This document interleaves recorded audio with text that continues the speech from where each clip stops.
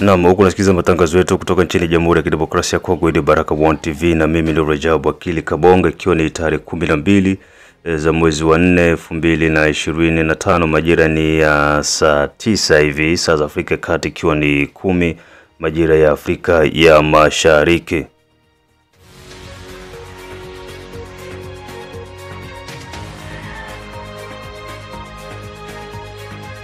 Na ilikuwa kwanza kupata habari zetu za moto kila siku, tafadhali like pia subscribe Baraka One TV. Tuko pia Facebook pamoja na TikTok, like na follow page zetu, na hivyo utakuwa mtu wa kwanza kuwa unapata habari zetu za moto kila wakati. So karibuni sana ndugu jamaa na marafiki kokote ambako mnakuwa mnatusikiliza. Tutakuwa na jambo moja pekee kubwa ambalo tutakwenda kuzungumza, ni nini ambacho kimetokea Goma. Nini kimefika Goma kuamkia tarehe 12 za mwezi huu wa 4, ambako waza waliweza kukiwakisha ndani ya mji wa Goma, na hivyo kuweza kuleta athara kubwa kwa magaidi wa M23. Ukiachana na Goma, pande zingine nyingi tu ambazo sasa hivi kunaonekana moto wa wazalendo unazidi kuimarika, lengo likiwa ni kuwafukuza kabisa maadui kokote ambako wanakuwa wanapatikana. Hilo ndio tutakwenda kujadiliana. Kumbuka kwamba ni wakati mzuri ambako unasikiliza habari pamoja na maelezo.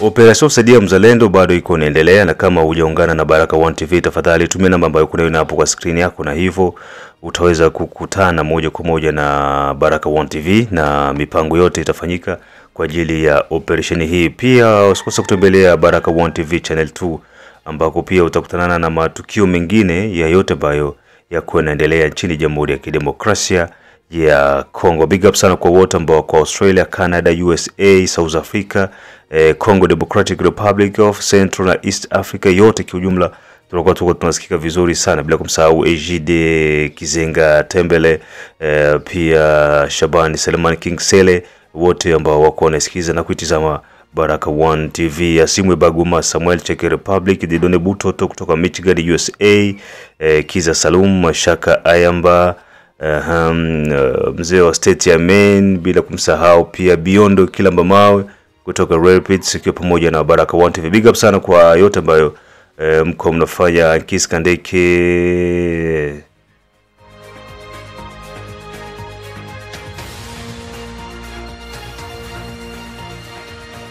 Daletesha Dafeza kutoka USA, Dafeza kutoka UK, Letesha USA, na ndugu jamani na marafiki. Jamani, muda sasa umefika. Kuna mambo mengi ambayo ifikie wakati sasa tuanze tuanze kutafakari mara mbili. Joseph Kabila ni mtu mmoja mchafu sana. Joseph Kabila ni mtu mmoja mchafu sana, na kama wazalendo waliingia Goma ilikuwa ni kwa ajili yake. Unaona? Kulikuwa kuna objective mbili. Ya kwanza ni kwenda kumtafuta Joseph Kabila iko Goma haweze kukamatwa, lakini kwa bahati nzuri aliondoka mapema. Mambo ni magumu sana. Niko na jambo moja ambalo sijui nikuambie hivi. Kupitia msimamizi wa haki za binadamu, mashirika ya haki ya binadamu nchini Jamhuri ya Kidemokrasia ya Kongo, akifanya mahojiano na TV5 Monde ya Ufaransa, ameweza kurevele mambo mengi sana. Mambo mengi ambayo Kabila iko nafanya ya kipuzi, ambayo ancien chef d'etat wa Republika hawezi kufanya.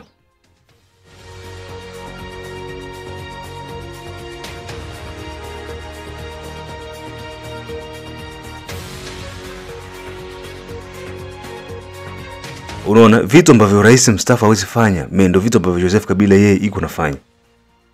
Haiwezekani, haingia akilini kusikia alikuwa rais, leo anaanzisha tena uasi dhidi ya nchi. Miaka 18 ambayo ni iko rasmi, miaka miwili ya transition, 2016 mpaka 2018, miaka mingine kuanzia 2000 mpaka 2006 mu election. Donc miaka yote yenye alikuwa uongozini hakuna hata chamana ambacho alikiacha. Hakuna jambo hata la kusema kwamba watu watajivunia kuwa na Joseph Kabila. Hakuna. Lakini leo tena ndio yuko anakuja kuanza kuvuruga nchi. So kabla ya kuweza kuongea yale ambayo yamefanyika Goma, hebu kwanza tumsikilize kiongozi wa mashirika ya kiraia DRC akizungumzia kuhusiana na hii swala ambalo limetokea la Joseph Kabila kwenda nyuma ya magaidi na pia kuvuruga usalama nchini Jamhuri ya Kidemokrasia ya Kongo.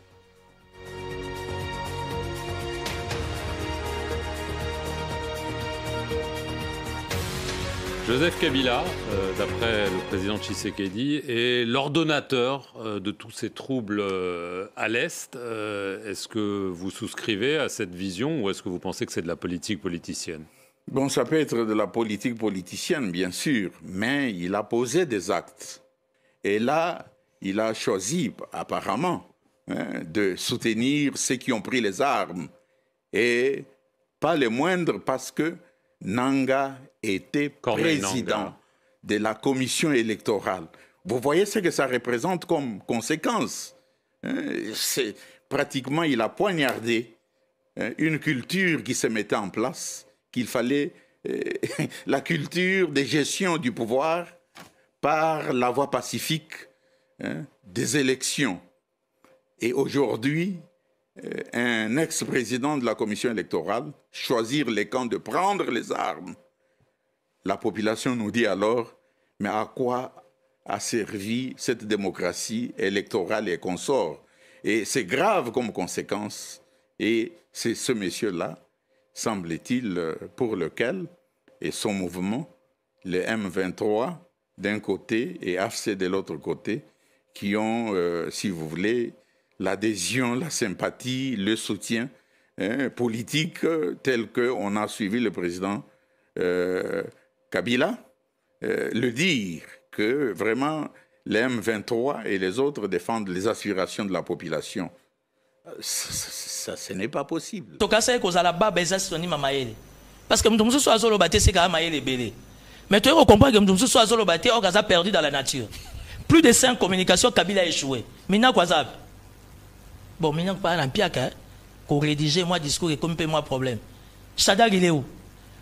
Parce que l'apparition médiatique, Kabila, il a échoué. Toi, tu es un spécialiste en communication politique. Kabila est allé raconter du charabia en Jeune Afrique. Il pouvait rester encore plus calme. Si, au conditionnel, Kabila s'est mis d'accord avec Fachi. Dites-moi, dans mon idiotie, il faut aller à Nzéani. Il faut aller à Kinshasa, non? Tant que tu as à Nairobi, à Kenya, Kampala, à Côte Rwanda, à Douson, à Gisenyi. Il sait. Je pensais que Kabila était un nationaliste. Je pensais que réellement Kabila était un sénateur à vie. Et dans ma logique, dans mon attendement, je n'ai jamais vu au monde un président sortant être en guerre avec un président entrant. Quand Kabila vous dit que ce que fait Nanga, c'est rien. Si moi j'étais là, et nous en a contour Moussoussou, chez les Arabes, c'est un homme à battre. Si au conditionnel, le chef de l'État va se mettre d'accord avec Kabila, tant mieux. Mais nous, la population congolaise, tous zelaye aya. Surtout si on a dit ça, tous zelaye aya. Alors, est-ce que pour ba maman bazo violer na Goma, ba maman bazo violer na Kiwanja, na Kishisha, na Bunagana, ba maman bazo violer na Bukavu na Goma. Nous attendons Kabila ça. Alors la deuxième hypothèse, est-ce que c'est vrai que Kabila revient en adversaire politique? Finalement, il y a fallu checker le Batumsou qui est plus loin pour comparer la situation. Il y a 1997, 97 na Congo-Brazzaville. Non, c'est faux. Est-ce qu'il vient pour l'affrontement? Non, le contexte est différent. Kabila aujourd'hui, si Félix Tshisekedi au conditionnel face à monter Mamabé, il donnera des ordres à le colonel pas.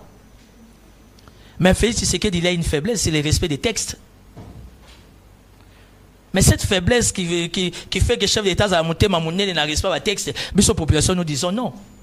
Monsieur le journaliste, vous et moi nous sommes des Bantous. Nous sommes des Africains. Que disent nos ancêtres? Que disent nos pouvoirs ancestraux? Les Loban a 2 ans, ils ont violé. N'a reconnu vrai ou faux qu'il a tué les gens. Aujourd'hui, toute personne qui est derrière Nanga, Ozwa Kabila, Ozwa Katumbi, ils sont impardonnables. Comment on a banné qui a mis bali, baso violé bango. Oh. Beaucoup qu'on a vu ce qui est. Kabila a perdu le code spirituel.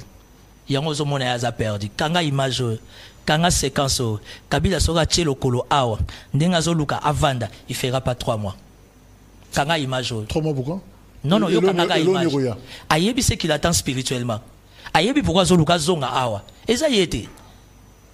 Sans ces esprits-là, nous te zongi sawa. Il sait le pourquoi. Parce qu'il y a des sangs des Congolais qui crient.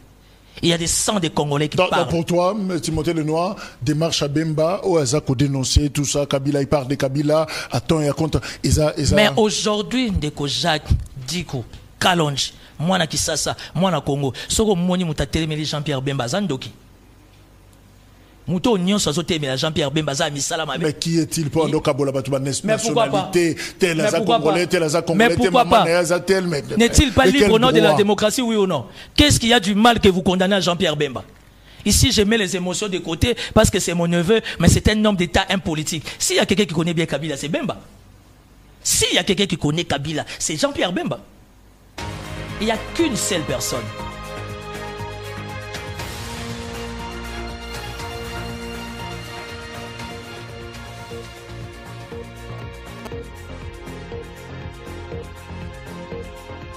Na mnaona na nafikiri umesikia jinsi iko unajaribu kufafanua mazingira ambayo yako yanaendelea. Ni jambo la kushangaza, na pia kwa upande wa Corneille Nangaa ni jambo la kushangaza kuona mtu ambaye alitakiwa kuweza kuimarisha misingi ya kidemokrasia kupitia tume huru ya uchaguzi seni, tena yule ndio iko naenda porini kuchukua bunduki kupigana na mtu ambaye yeye alitangaza kama rais ambaye ameshinda uchaguzi. Sasa tuseme seni sasa hivi itakuwa iko nafasi gani? Hebu tuchukue mfano. Leo Corneille Nangaa akuwe rais wa nchi. Sawa? Tufanye election akuwe rais wa nchi. Kisha tena ambaye alikuwa ni kiongozi wa seni naye atoke aende porini aanze vita aje apige Nangaa. Yeye Nangaa kama yeye atajisikia vipi? Ama leo Joseph Kabila achukue madaraka tena. Kisha tena mtu mwingine Felix naye aende porini aanzishe tena rebellion nyingine aje ampige, atajisikiaje? Donge tuko tunaishi mwinchi mwenye tukifanya maanalizi tunaona kama kweli tunakosa bahati ya kuwa na viongozi wenye akili.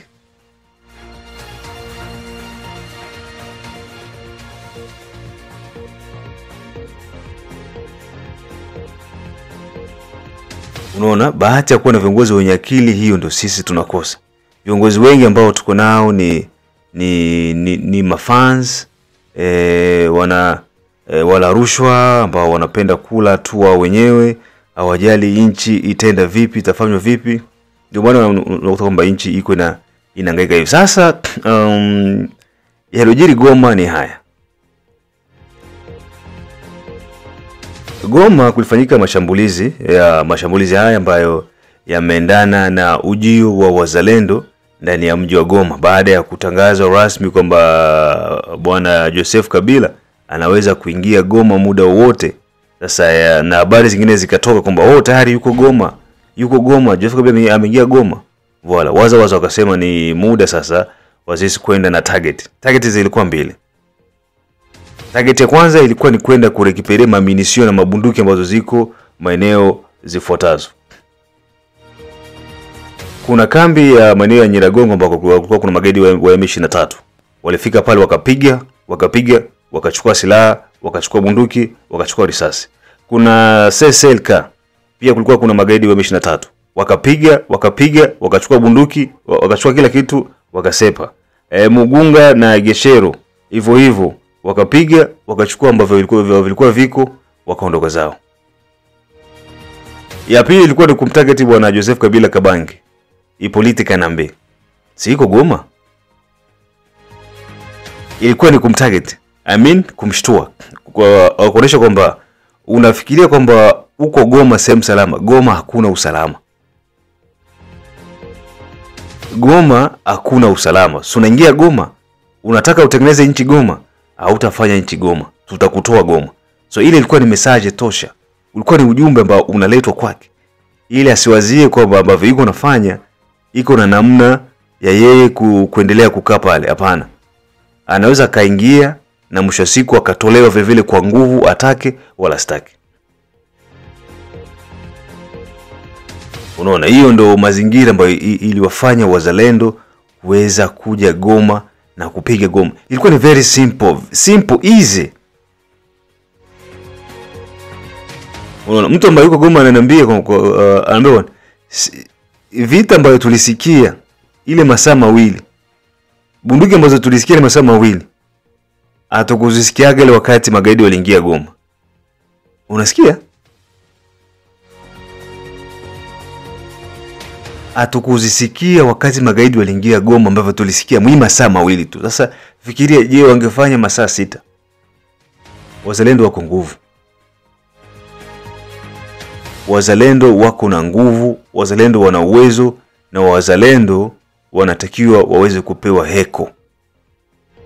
Unajua heko? Yani ile wapewe maua yao.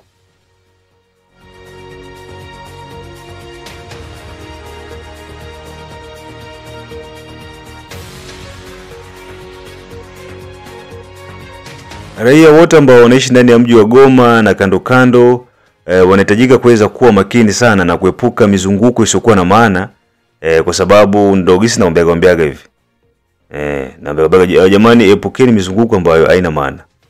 Waza hawatabiriki. Waza hawasomeki. Waza hawashikiki, hawakamatiki. Muda wote wanaweza wakaja. Kuanzia hivi niko nawaambia, anzeni kuwa makini, acheni kutembea mizunguko ambayo haina maana. Unaona leo hivi asubuhi Goma kumeonekana bapeme ya M23, na M23 wengi mcentreville wanaweka maposition mingi. wanaweka maposition mingi. Jua kunajiuliza kwamba hapa likizuka hili ni njia ya Rwanda. Unaona? Kwa hiyo njia ya Sake, njia ya Minova inadhibitiwa na wazalendo. So wazalendo wanazunguruka Goma. Sasa unagisa wanazunguruka Bukavu. Ushelewa? Yaani maeneo yote kwenye wao wako waza tunazunguruka. Kiasi kwamba hakuna kuingia, hakuna kutoka. So muda wote mambo yanaweza kuharibika na wakajikuta kwamba wanakipata cha mtemakuni, kile ambacho walikuwa hawategemei ndicho wanakutana nacho.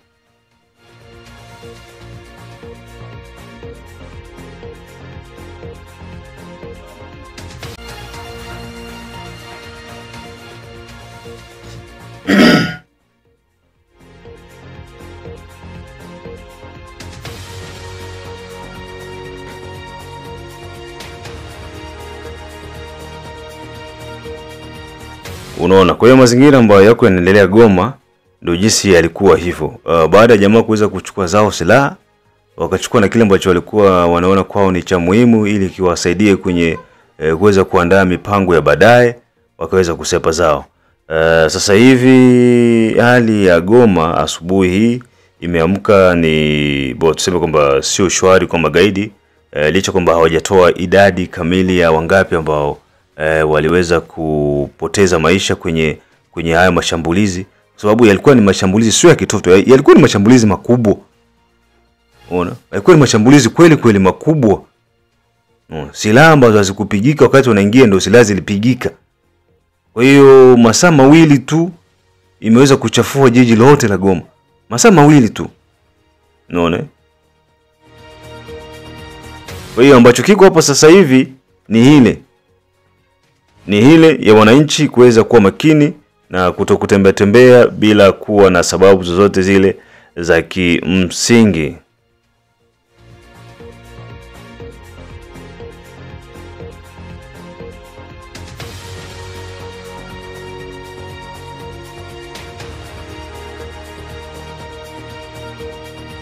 Na mkumbuka yote ambayo tuko tunafanya ni kwa hisani ya Operation Saidia Mzalendo.